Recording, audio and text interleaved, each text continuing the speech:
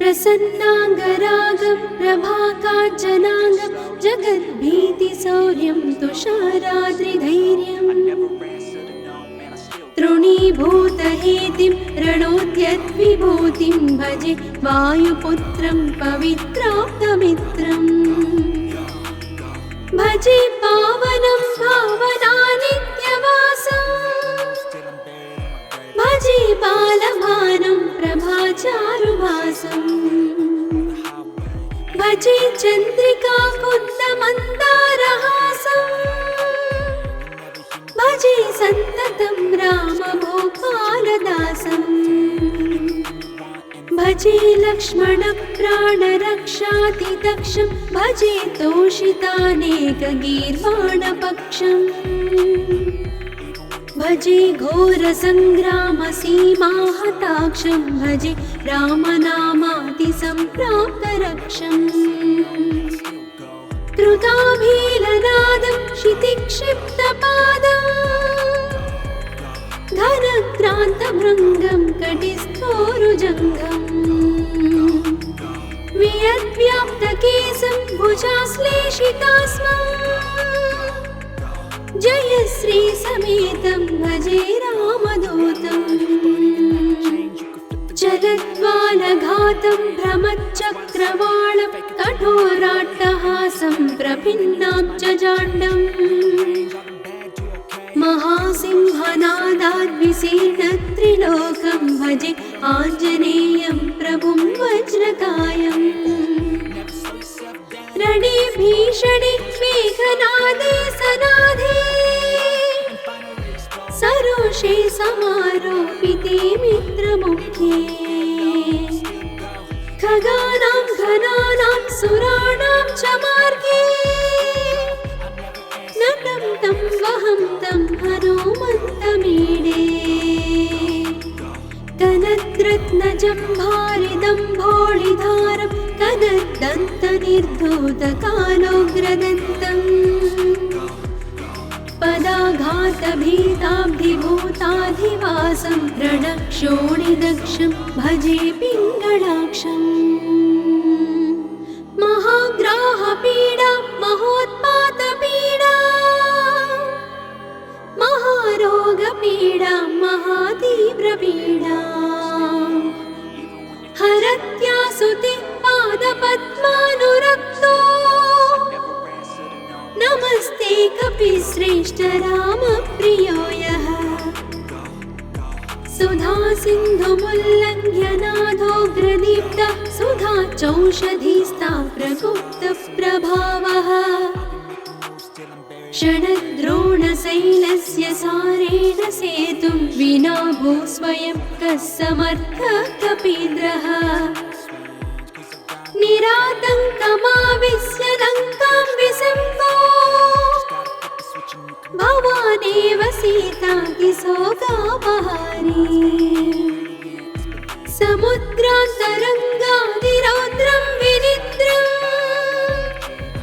विलङ्घ्योरुजङ्घस्तुतः मर्त्यसङ्घः रमानाथ रामः क्षमानाथ रामः अशोकेन शोकं विहाय प्रहर्षम्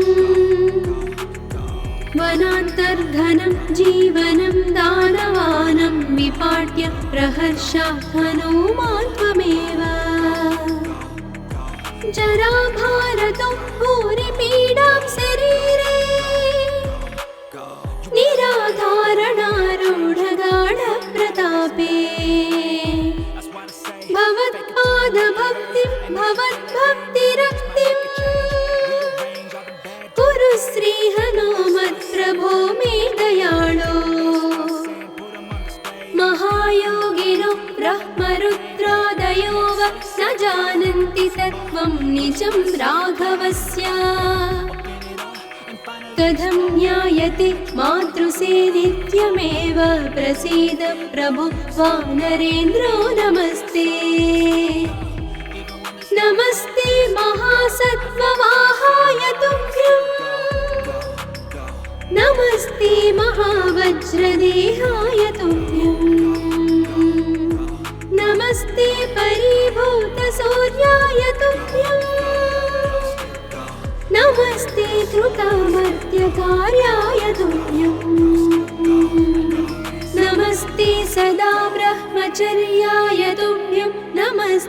सदा वायुपुत्राय तुभ्यम् नमस्ते सदा पिङ्गळाक्षाय तुभ्यं नमस्ते सदा रामभक्ताय तुभ्यम् हनुमद्भुजङ्गप्रयातं प्रभाते प्रदोषेऽपि वाचार्थरात्रेऽपि मध्यः पठन्नस्नतोऽपि प्रमुक्ताघजालः सदा सर्वदा रामभक्तिं प्रयाति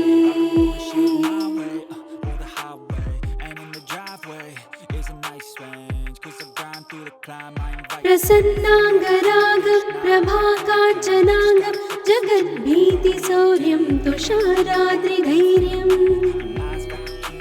तृणीभूतहेतिं रणोद्यद्विभूतिं भजे वायुपुत्रं पवित्राप्तमित्रम् भजे पावनं भावनानित्यवासम् भजे बालभानं प्रभाचारुवासम् भजे चन्द्रिकाकुन्दमन्दारहासम् भजे सन्ततं रामभोपालदासम् भजे लक्ष्मणप्राणरक्षातिदक्षं भजे तोषितानेकगीर्वाणपक्षम् भजे घोरसङ्ग्रामसीमाहताक्षं भजे रामनामातिसम्प्राप्तरक्षम् कृताभीलनादं क्षितिक्षिप्तपादम् घनश्रान्तभृङ्गं कटिस्थोरुजङ्गम् वियद्व्याप्तकेशं भुजाश्लेषितास्मम् जयश्रीसमेतं भजे रामदूतम् चलद्वालघातं भ्रमच्चक्रवालं कठोराट्टहासं प्रभिन्नां च जाण्डम् महासिंहनादाद्विशीर्णत्रिलोकं भजे आञ्जनेयं प्रभुं वज्रकायम् रणे भीषणे मेघनादे सनादे सरोषे समारोपिते मित्रमुख्ये खगानां घनानां सुराणां च मार्गे नतं तं वहं तं हनुमन्तमीडे कनद्रत्नजम्भारिदम्भोळिधारं कनद्दन्तनिर्धूतकालोग्रदन्तम् पदाघातभीताब्धिभूताधिवासं रणक्षोणिदक्षं भजे पिङ्गळाक्षम् महाग्राहपीडा महोत्पातपीडा महारोगपीडा महातीव्रपीडा हरत्यासुते पादपद्मानुरक्तो नमस्ते कपिश्रेष्ठ रामप्रियो यः सुधा सिन्धुमुल्लङ्घ्य नाथोग्रदीप्तः सुधा चौषधीस्ता प्रगुप्तप्रभावः षडद्रोणशैलस्य सारेण सेतुं विना भूस्वयं कः समर्थः कपीन्द्रः निरातङ्कमाविश्य लङ्कां विसङ्गो भवानेव सीतातिशोकापहारी समुद्रान्तरङ्गादिरौद्रं विनिद्रम् विलङ्घ्योरुजङ्घस्तुता मर्त्यसङ्घः रमानाथ रामः क्षमानाथ रामः अशोकेन शोकं विहाय प्रहर्षम् वनान्तर्घनं जीवनं दानवानं विपाट्य प्रहर्षात् हनुमान् त्वमेव जराभारतो भूरिपीडां शरीरे निराधारणारूढगाढप्रतापे भवत्पादभक्तिं भवद्भक्तिरा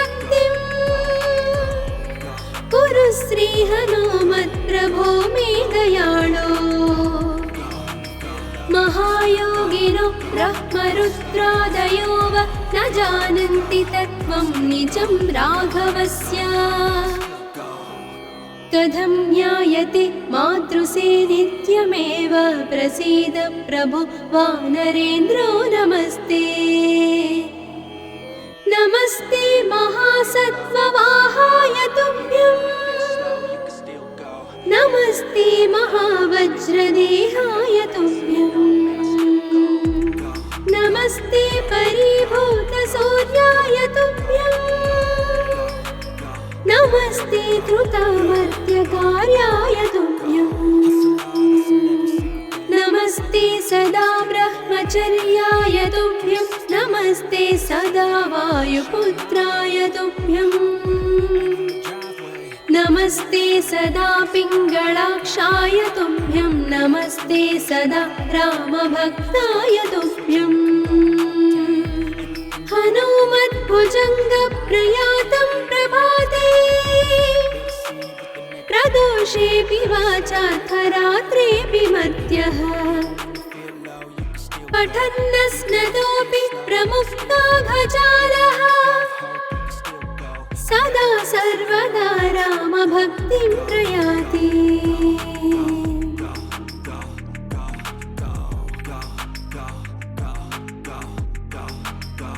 प्रसन्नाङ्गरागं प्रभाकाञ्चनाङ्गं जगद्भीतिशौर्यं तुषाराद्रिधैर्यम्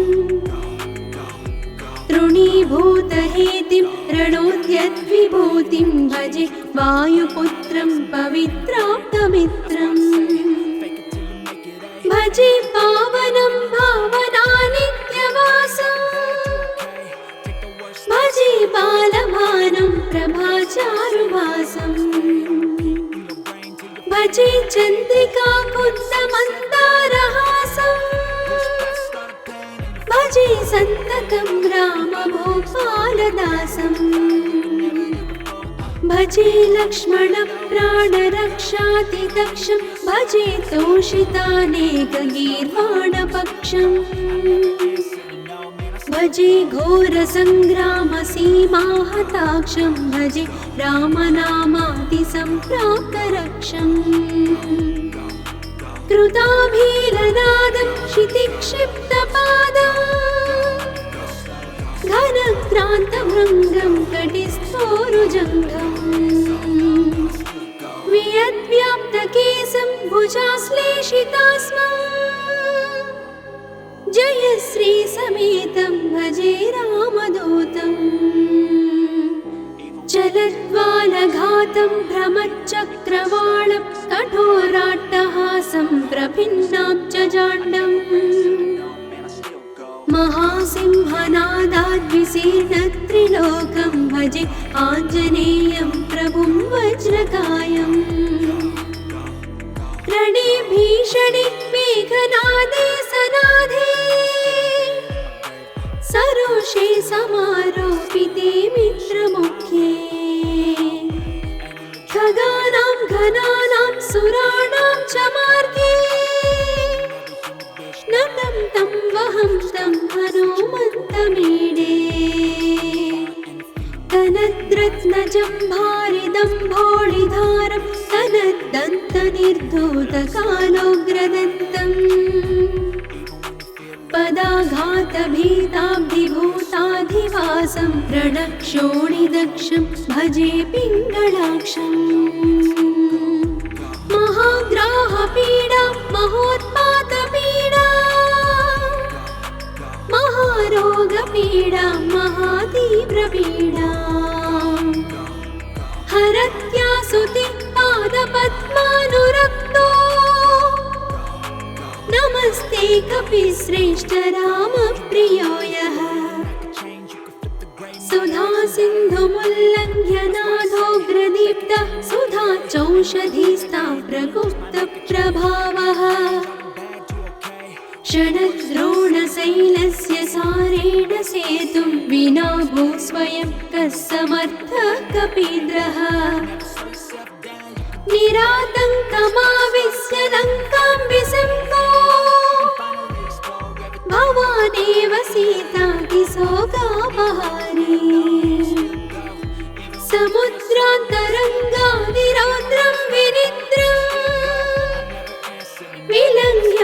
जङ्घस्तुता मर्त्यसङ्घः रमानाथ रामः क्षमानाथ रामः अशोकेन शोकं विहाय प्रहर्षम् वनान्तर्घनं जीवनं दानवानं विपाट्य प्रहर्षात्मनोमान् त्वमेव जराभारतो भूरिपीडां शरीरे निराधारणारूढगाढप्रतापे भवत्पादभक्तिं भवद्भक्तिरक्तिम् कुरु श्रीहनुमत्प्रभो मे दयाळो महायोगिनो ब्रह्मरुद्रादयो वा न जानन्ति तत्त्वं निजं राघवस्य कथं ज्ञायते मातृसे नित्यमेव प्रसीद प्रभो वानरेन्द्रो नमस्ते नमस्ते महासत्त्ववाहाय तुभ्यं नमस्ते महावज्रदेहाय तुभ्यं नमस्ते परिभूतसूर्याय तुभ्यं नमस्ते कृतामर्त्यकार्याय तुभ्यं नमस्ते सदा ब्रह्मचर्याय तुभ्यं नमस्ते सदा वायुपुत्राय तुभ्यं नमस्ते सदा पिङ्गळाक्षाय तुभ्यं नमस्ते सदा रामभक्ताय तुभ्यं हनुमद्भुजङ्गप्रयातं प्रभाते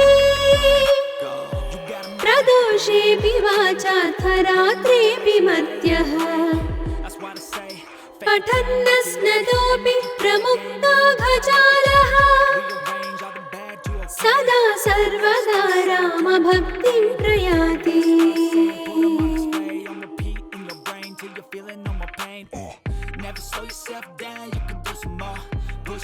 प्रसन्नाङ्गरागं प्रभाकाञ्चनाङ्गं जगद्भीतिशौर्यं तुषाराद्रिधैर्यम् तृणीभूतहेतिं रणोद्यद्विभूतिं भजे वायुपुत्रं पवित्राप्तमित्रम् भजे पावनं भावनानित्यवासं भजे बालभानं प्रभाचारुवासं भजे चन्द्रिकाकुन्दमन्दारहासं भजे सन्ततं रामभूपालदासं भजे लक्ष्मणप्राणरक्षातिदक्षं भजे तोषितानेकगीर्वाणपक्षम् भजे घोरसङ्ग्रामसीमाहताक्षं भजे रामनामातिसम्प्राप्तरक्षम् कृताभीलनादं क्षितिक्षिप्तपादं घनक्रान्तभृङ्गं कटिस्थोरुजङ्घम् वियद्व्याप्तकेशं भुजाश्लेषितास्मम् जय श्रीसमेतं भजे रामदूतम् जलद्वालघातं भ्रमच्चक्रवालं कठोराट्टहासं प्रभिन्नाब्जजाण्डम् महासिंहनादाद्विशीर्णत्रिलोकं भजे आञ्जनेयं प्रभुं वज्रकायम् रणे भीषणे मेघनादे सनादे सरोषे समारोपिते मित्रमुख्ये खगानां घनानां सुराणां च मार्गे नटं तं वहं तं हनुमन्तमीडे कनद्रत्नजम्भारिदम्भोळिधारं कनद्दन्तनिर्धूतकालोग्रदन्तम् पदाघातभीताब्धिभूताधिवासं रणक्षोणिदक्षं भजे पिङ्गळाक्षम् महाग्राहपीडा महोत्पातपीडा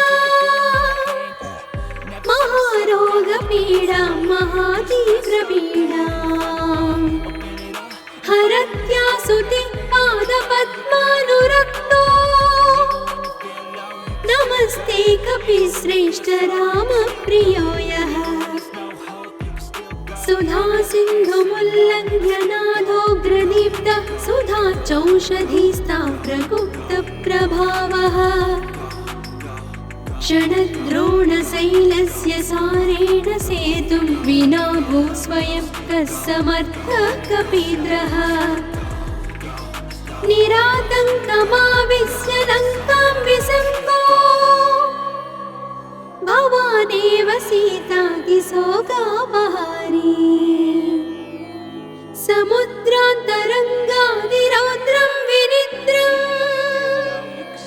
विलङ्घ्योरुजङ्घस्तुता मर्त्यसङ्घः रमानाथ रामः क्षमानाथ रामः अशोकेन शोकं विहाय प्रहर्षम् वनान्तर्घनं जीवनं दानवानं विपाट्य प्रहर्षात् हनूमान् त्वमेव जराभारतो भूरिपीडां शरीरे निराधारणारूढगाढप्रतापे भवत्पादभक्तिं भवद्भक्तिरक्तिं कुरु श्रीहनुमत्प्रभो मे दयाळो महायोगिनो ब्रह्मरुद्रादयो वा न जानन्ति तत्त्वं निजं राघवस्य कथं ज्ञायते मातृसेनित्यमेव प्रसीद प्रभो वानरेन्द्रो नमस्ते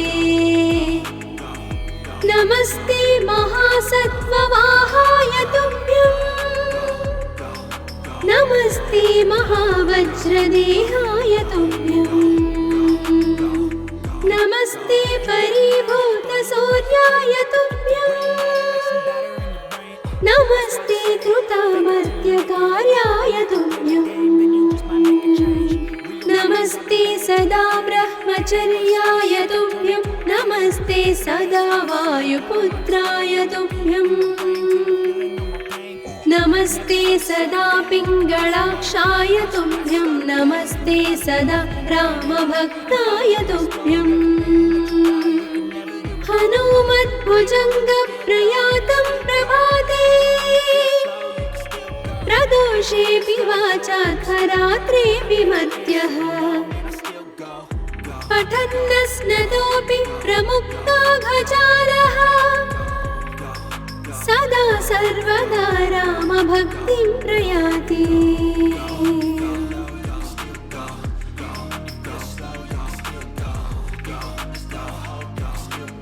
प्रसन्नाङ्गरागं प्रभाकाञ्चनाङ्गं जगद्भीतिशौर्यं तुषाराद्रिधैर्यम् तृणीभूतहेतिं रणोद्यद्विभूतिं भजे वायुपुत्रं पवित्राप्तमित्रम् भजे पावनं भावनानित्यवासम् भजे बालभानुं प्रभाचारुभासम् भजे चन्द्रिकाकुन्दमन्दारहासम् भजे सन्ततं रामभूपालदासम् भजे लक्ष्मणप्राणरक्षातिदक्षं भजे तोषितानेकगीर्वाणपक्षम् भजे घोरसङ्ग्रामसीमाहताक्षं भजे रामनामातिसम्प्राप्तरक्षम् कृताभीलनादं क्षितिक्षिप्तपादम् घनक्रान्तभृङ्गं कटिस्थोरुजङ्गम् वियद्व्याप्तकेशं भुजाश्लेषितास्मम् जय श्रीसमेतं भजे रामदूतम्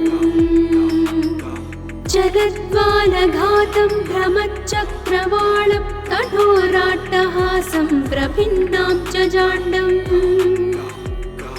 महासिंहनादाद्विशीर्णत्रिलोकं भजे आञ्जनेयं प्रभुं वज्रकायम् रणे भीषणे मेघनादे सनाधे प्रदोषे समारोपिते मित्रमुख्ये खगानां घनानां सुराणां च मार्गे नतं तं वहं तं हनुमन्तमीडे कनद्रत्नजम्भारिदम्भोळिधारं कनद्दन्तनिर्धूतकालोग्रदन्तम् पदाघातभीताब्धिभूताधिवासं रणक्षोणिदक्षं भजे पिङ्गळाक्षम् महाग्राहपीडा महोत्पातपीडा महारोगपीडा महातीव्रपीडा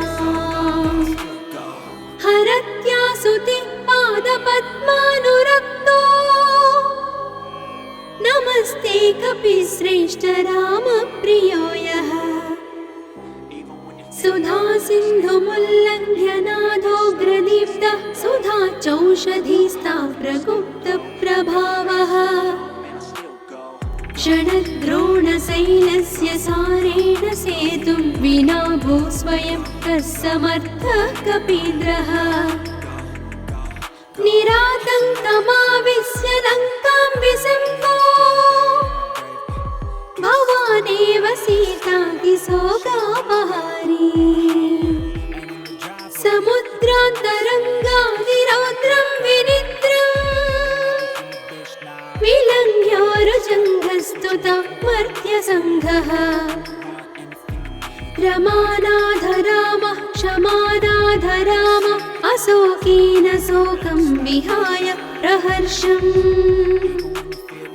वनान्तर्घनं जीवनं दानवानं विपाट्य प्रहर्षात् हनूमान् त्वमेव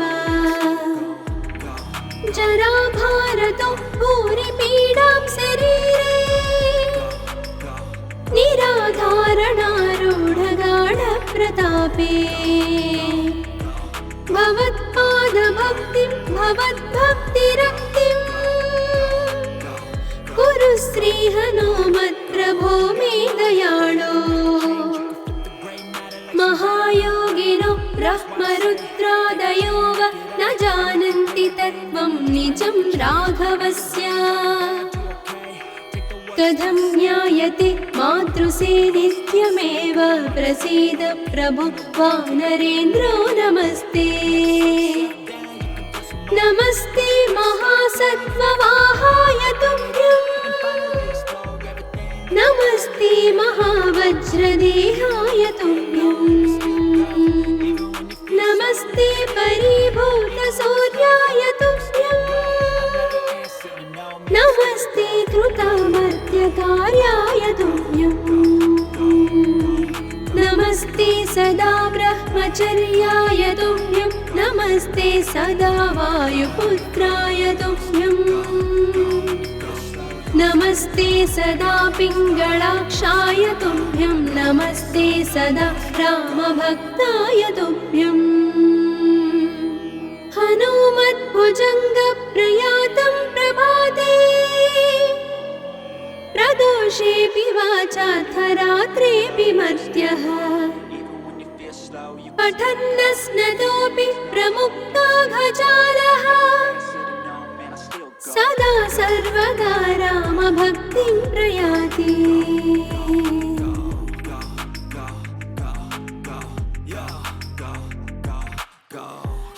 प्रसन्नाङ्गरागं प्रभाकाञ्चनाङ्गं जगद्भीतिशौर्यं तुषाराद्रिधैर्यम् तृणीभूतहेतिं रणोद्यद्विभूतिं भजे वायुपुत्रं पवित्राप्तमित्रम् भजे पावनं भावनानित्यवासम् भजे बालभानं प्रभाचारुभासम्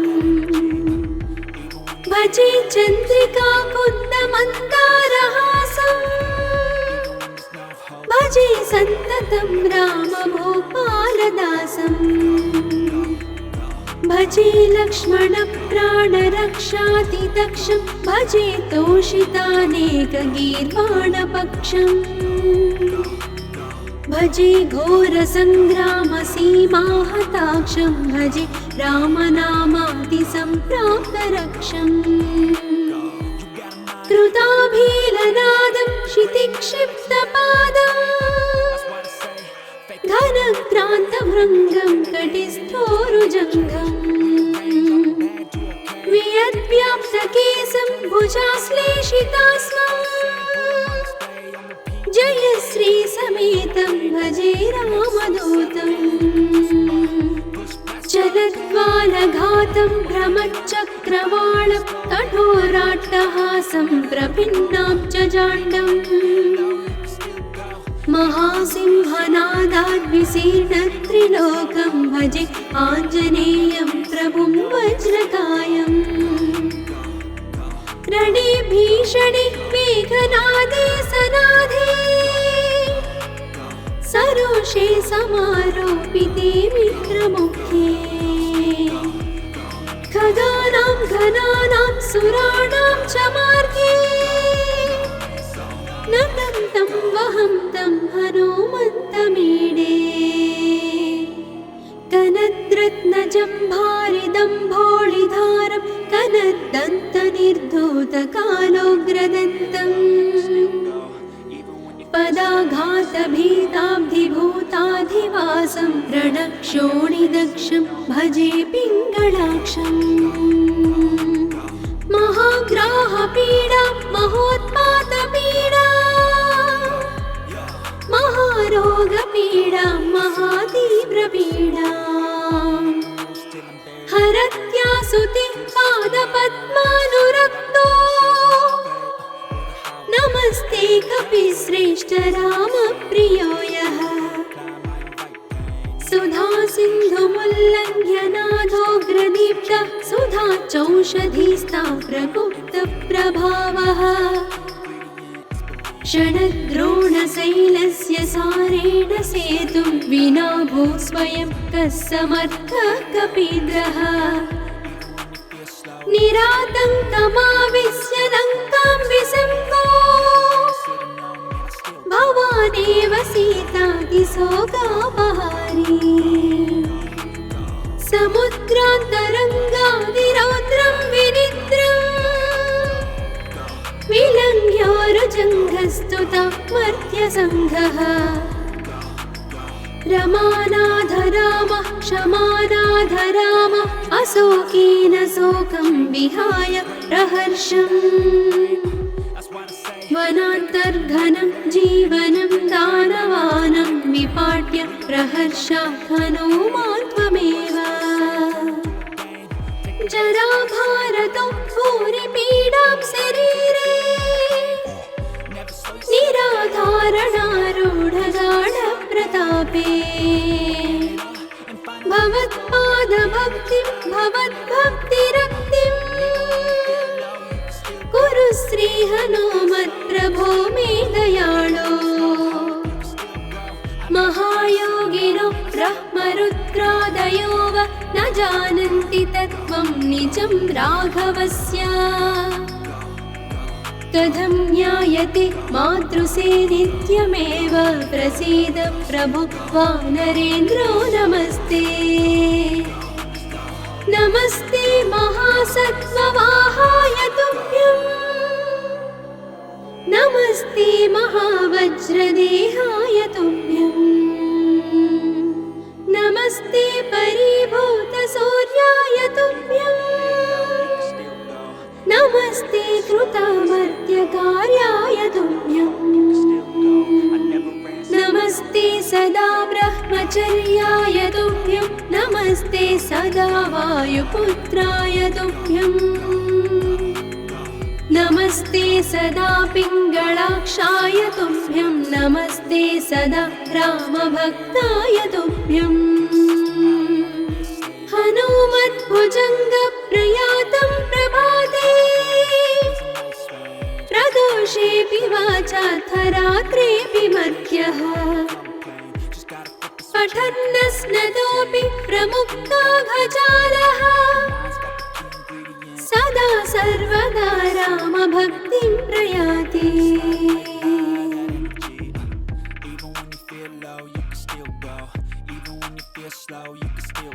प्रसन्नाङ्गरागं प्रभाकाञ्चनाङ्गं जगद्भीतिशौर्यं तुषाराद्रिधैर्यम् तृणीभूतहेतिं रणोद्यद्विभूतिं भजे वायुपुत्रं पवित्राप्तमित्रम् भजे पावनं भावनानित्यवासम् भजे बालभानुं प्रभाचारुवासम् भजे चन्द्रिका कुन्दमन्दारहासम्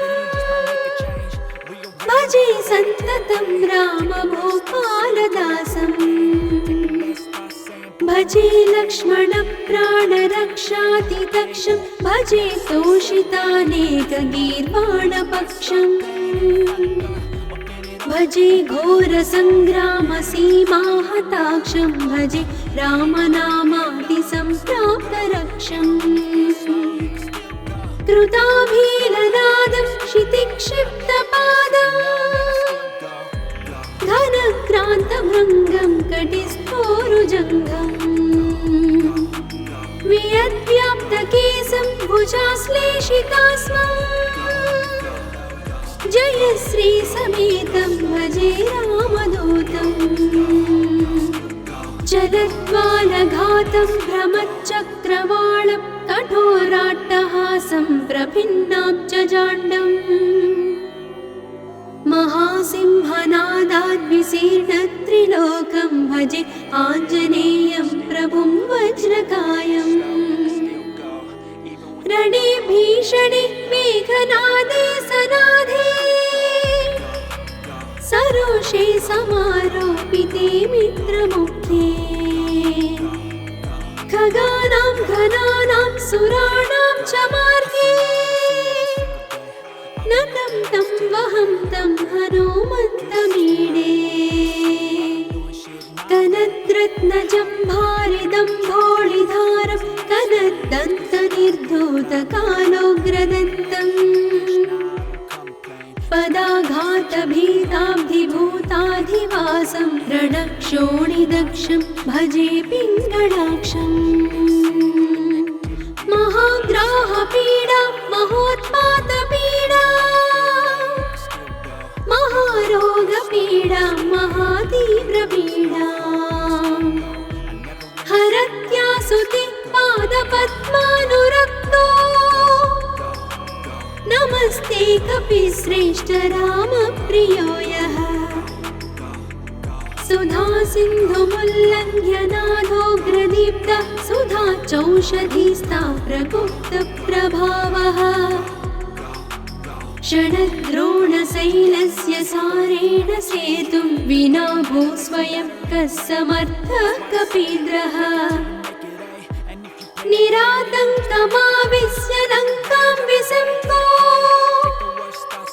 भवानेव सीतातिशोकापहारी समुद्रान्तरङ्गादिरौद्रं विनिद्रम् विलङ्घ्योरुजङ्घस्तुता मर्त्यसङ्घः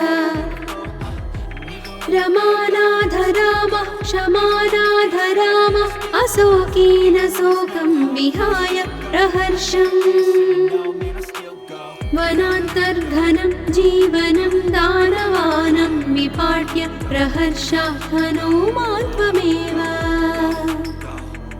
जराभारतो भूरिपीडां शरीरे निराधारणारूढगाढप्रतापे भवत्पादभक्तिं भवद्भक्तिरक्तिं कुरु श्रीहनुमत्प्रभो मे दयाळो महायोगिनो ब्रह्मरुद्रादयो वा न जानन्ति तत्त्वं निजं राघवस्य कथं ज्ञायते मातृसे नित्यमेव प्रसीद प्रभु वानरेन्द्रो नमस्ते नमस्ते महासत्त्ववाहाय तुभ्यम् नमस्ते महावज्रदेहाय तुभ्यम् नमस्ते परिभूत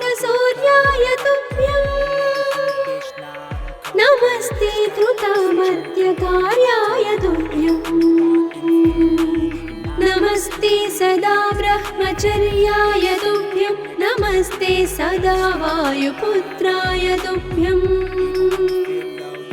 नमस्ते सदा पिङ्गलाक्षाय तुभ्यं नमस्ते सदा रामभक्ताय तुभ्यम् हनुमद्भुजङ्गप्रयातं प्रभाते प्रदोषेऽपि वाचार्थरात्रेऽपि मर्त्यः पठन्नस्नतोऽपि प्रमुक्ताघजालः सदा सर्वदा रामभक्तिं प्रयाति That's why they say, fake it till you make it A. And if you play that game